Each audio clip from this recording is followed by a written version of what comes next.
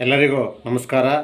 ನಾನು ವಿದ್ಯಾಸಂಕಲ್ಪ ಸೇವಾ ಟ್ರಸ್ಟ್ನ ಸಂಸ್ಥಾಪಕ ನಾಗಯ್ಯ ಮಾತಾಡ್ತಿರೋದು.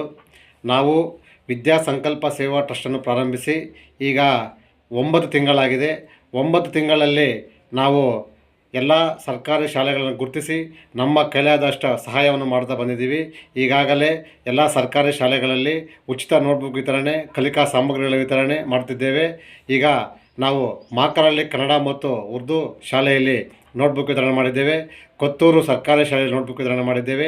ಬೆಟ್ಟಳ್ಳಿ ಸರ್ಕಾರಿ ಶಾಲೆಯಲ್ಲಿ ನೋಟ್ಬುಕ್ ವಿತರಣೆ ಮಾಡಿದ್ದೇವೆ. ಕ್ಷೇತ್ರನಲ್ಲಿ ಸರ್ಕಾರಿ ಶಾಲೆಯಲ್ಲಿ ನೋಟ್ಬುಕ್ ವಿತರಣೆ ಮಾಡಿದ್ದೇವೆ.